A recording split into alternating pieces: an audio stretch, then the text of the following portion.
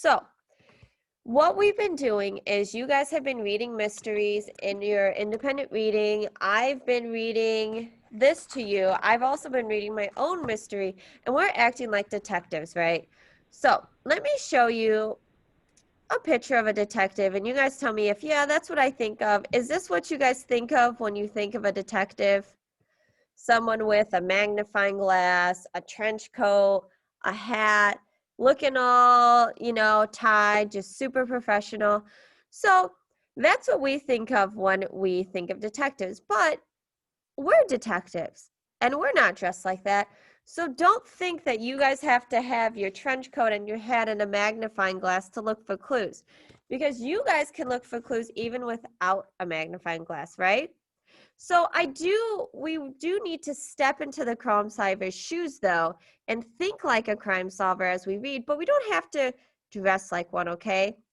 Because we do need to become crime solvers and detectives so we can figure out the mysteries in our stories, okay? I don't want to wait until this book tells me the solution, okay? That's no fun, okay? The fun of reading a mystery is trying to figure out the mystery, right? Thinking, oh gosh, what happened to Wallace Wallace? So sometimes I even try to beat the detective. So I told you guys I read Nancy Drew books a lot. So Nancy Drew is a detective. Selena, What's up? you're frozen. Okay, am I frozen now? Yeah? Okay, you might just have to wait a little bit. Am I frozen now? No. Okay. So I was telling you guys how I read a lot of Nancy Drew books. She's a detective too. Sometimes I like to try and beat Nancy. Before she solves the case, I like to try and solve the case, okay? So the first thing to do though is we need to be and think like detectives, okay? So today I want to teach you that mystery readers try to solve the mystery before the crime solver does. Remember, you guys all identified your crime solvers in your books. We said that we think Dink is the crime solver in this book, okay? So to do this, mystery readers pay close attention to the story details. These details might be clues. Then we can use those clues to help us figure out the mystery and to predict or guess a solution of what's going to happen, right? So let's think a little bit more, okay? So let's try this. When you think like a detective, you pay attention to details that might be clues. You're on high alert, right? You're aware of anyone that could be a suspect. Anything could be a clue. And the thing is, especially at the start of a mystery, there are usually loads of clues flying around everywhere, okay? It's hugely important to pay close attention at the start of a mystery, and we have to hold on to all those clues, okay? Hold on to them. So one of the clues we were talking about already was that Wallace Wallace never shows his picture. I think that's kind of weird, okay? I think something's about that, okay? Another thing that Dink just realized is that, remember in the letter he wrote to him, he said, nothing will stop me from coming except being kidnapped. That could be another clue. So we're going to real quick take a look at our anchor chart that we started yesterday. Let's see. Okay.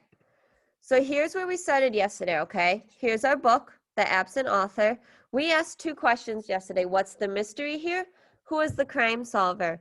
You guys also did that with your books that you were reading by yourselves. So now today we're going to be paying attention to clues. Paying attention to clues, okay? So we're going to try this, okay? Because we read that this, when we read at the start of our read aloud, okay? And you guys are also reading your own mysteries. But we're not really aware of how many clues might have been hiding in there, in these books we're reading. So I'm going to suggest that we all reread, okay? You may want to reread the whole first chapter.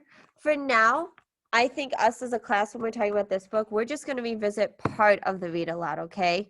Rethinking what could be called as the crime scene, the part when the author's missing. So we're going to reread like detectives, though, thinking suspiciously.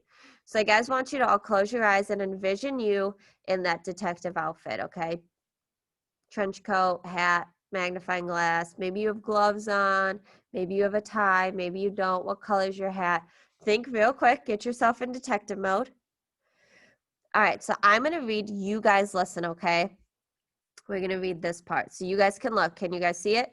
Dink raced into the book nook.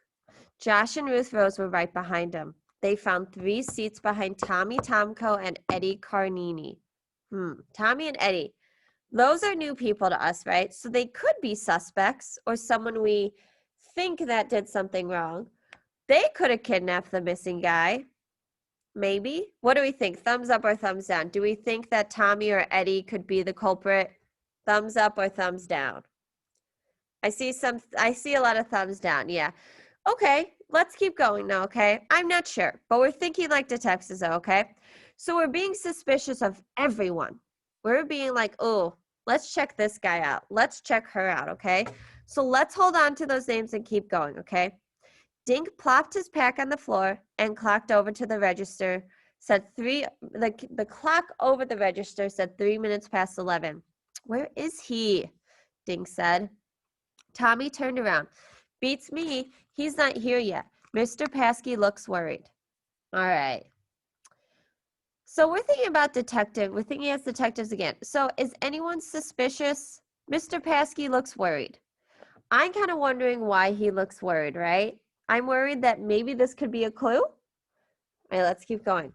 What's going on? Ruth Rose said. Dink told her and Josh what Tommy said. Paskey does look pretty nervous, Josh whispered. Mr. Paskey always looks nervous, though, Dink whispered back. Looking around the room, he saw about 30 kids he knew. Mrs. Davis, Dink's neighbor, was looking at the gardening books. Dink checked out the other grown-ups in the store. None of them looked like a famous mystery writer. All right. What could all this mean? Why does he look so worried and nervous? It could just be Mr. Paskey's worried because he really wants Wallace's show and he's late. Or he's just nervous all the time. But there could be some other reason. Let's use our prediction skills, okay? So remember to predict. We as readers, we draw on what we already know. So we're only in chapter 2, so not much has happened in this book, right, to help us predict yet. So we cannot draw from 2 earlier parts in the story. But we do know that in life, sometimes people who get nervous when they've done something wrong, right? I know when I was a kid, if I did something wrong, I was so nervous around my parents because I'm like, oh my gosh, they're going to find out. They're going to find out. They're going to find out. And sometimes that's true for other people too. So they act that way because they don't want to get caught, right? So that could be a possible reaction to why Mr. Paskey is acting so nervous, okay? So let's go on this thought. And I already went ahead and kind of made a little note. Can you guys see this? Give me a thumbs up if you could see this orange Post-it note I made. So it says, Mr. P. I think Mr. P could be one of our suspects, okay? So I think he is acting nervous because, Miss Kalina, let me reread this. I think that Mr. Paskey's a suspect because he is acting nervous, and suspects are often nervous when they are afraid of getting caught, right? How many of you guys have maybe ever done something wrong and then you didn't tell anybody, but you were so afraid? And Malachi's hand went straight up. You were like, oh my goodness, they're going to find out. One time, fun fact, we'll go side story. I used to play tennis in high school and middle school, and I was playing tennis sometimes when I'd play by myself at my house, my parents' house. I would just hit the tennis ball against the garage. And one day, and my neighbor saw it too happen, one day I accidentally hit the tennis ball and it went to the window and it broke the window above the garage. And so all this plastic and glass had shattered and fallen down. And I was like, oh my gosh. I just stopped. I was so freaked out. I'm like, this is it. This is the end. I'm done. I'm done. So what I did is I quickly ran into the garage. I grabbed the broom and the dustpan and I quickly, and then I tried to act like I didn't do anything wrong, but obviously I was so nervous. I was sweating, I was shaking. So that's what's kind of happening with Mr. P, okay? We kind of think he's a suspect because of the way he's acting, okay? So we see how suspiciously, almost like we read like detectives, okay? So we looked for hints that could help us figure out the mystery, that could help us predict how it will turn out. So our goal is to solve the mystery even before Dink does, right? Before Dink, our kid with the blonde hair, we want to solve it before he does. We want to beat him at his own game, okay? So with that in mind, okay, what we're going to do is I'm going to read a little bit more, okay? And then we're going to think some more like detectives. All right, so just listen, okay? This is another part of the story, okay? Now, when I read, think about what might the clue mean? What does it suggest might happen next? All right, Mr. Paskey smiled bravely, but his eyes were blinking like crazy through his thick glasses. Shall we give him a few more minutes? The crowd grumbled, but nobody wanted to go anywhere. Ruth Rose started to read her book. Josh opened a sketch pad and began drawing Mr. Paskey. Dink turned and stared at the door.